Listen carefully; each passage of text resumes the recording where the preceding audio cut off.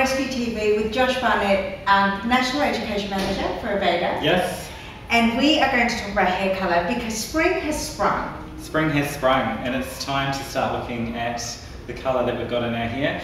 And quite often at this time of the year we're wanting a little bit of a change. We might have gone a little bit darker in winter, we want to go a little bit lighter. We need to make sure that we're getting good advice when we go into the salon for that job. And that we know what to look out for as well. So we'll give you some That's tips. what we love about Josh, all about expert advice. And in fact, we were recently at a media presentation where Josh illuminated me on some things that I never even thought to ask my hairdresser. And today, what I'd love you to do is impart some of your knowledge and experience on the most important kind of hairdressing consultation we'll have, which is about colour. So one of the exciting things about spring is the ability to transform your look with colour. And the thing that I was really surprised about was the spectrum of colour, and it's called full spectrum colour. It is called full spectrum colour, Aveda full spectrum. We've just actually relaunched the permanent colour in the range. And it does have a wide variety of colours.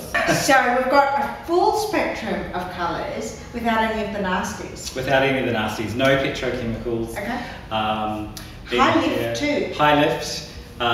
We've also got a new shade of intense pigments as well, which I saw a super red. Absolutely, the reds are absolutely amazing now. The longevity of the reds is amazing as well. Is that through UV technology or is that through pigment technology? It's through dye technology, absolutely, absolutely. But all of that wrapped into a package that is 96% naturally derived still. And one of the things that I read somewhere is that you're using windmill energy technology, and it's 100% windmill. Absolutely. Is that correct? All of Blaine, which is where Aveda is produced in Minneapolis, in America, all of the energy that we use during the creation of all of our products that come out of that factory is actually offset with credits from a wind farm. Let's talk about what's in it for us as well, because I think that selfishly, at the end of the day, we do tend to gravitate towards what's in it for us in colour. And one of the things that I, again, was very surprised because I had the opportunity to experience the colour, is that it was amazing on a sensitive scalp. And that's quite rare to do when you're doing lightening and grey coverage. Absolutely. Because of course I'm not grey, but in the event that I was and I was having grey coverage treatment. That's true, and as a colourist, personally myself, I always used to find it really interesting how a client would never ask you about what's in a product until the day they got pregnant. Yes, and that's then true. And then they'd ask what's in the product, but all the rest of the time they're not worrying about it. And really, especially nowadays, we really should know what it is that is in the product we're using, because it's going on our body. It is and being absorbed into our scalp and our bloodstream. Absolutely, and regardless of whether you're pregnant or whether you're not pregnant, you still really should know what that is.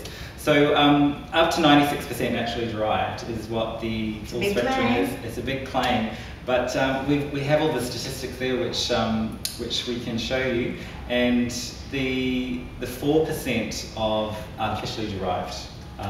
That's what I love about Aveda. They're absolutely willing to go there to the 4%, because a lot of brands will only call out, you know, the 98, 95, whatever percentage. But tell us, what's in the 4%? That 4% is the dye stuff. It is the dye pigments, absolutely, and what locks the pigment in there. Mm-hmm. The rest of it, all of the surfactants, all of the humectants, all the moisture, all the solvent, etc., everything is natural, 96%. Let's go back to your expert advice. You were saying that there are things, apart from the fun and the look that we want to achieve, what are some things we should be asking our salon?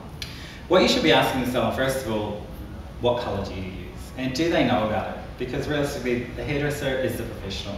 You are paying them, and they really should be able to tell you something about the colour. I mean, obviously with full spectrum, it's the natural derived and the results that it will produce. Moving forward in the service, when you're actually going through the colour process, what you should then be looking at and expecting to happen is a thorough consultation. Because even though the product's fantastic, especially if you're a new guest or a new client to that hairdresser, they don't know what you've been doing in the past. They don't know what's on your hair currently as well. Yeah. So things like that need to be addressed. It's no good going hard every month or so. It's about maintenance, it's about taking care of it, and it's about having a plan and a great relationship with your hair salon so that you're having an honest conversation about what you need and what you want to achieve. Absolutely, and from a colorist point of view, that is the best relationship to have with a client. If you've got a client, you're taking care of all of their hair care needs, we're seeing each other regularly, we've got open conversation happening, we get great results, we don't have any dramas, and your hair always looks fantastic. Well, that is our wonderful goal. That's what we want, that's what you want. Well, we're in a steady relationship, so I'm in. You're in? I'm in. Fantastic. Thank you.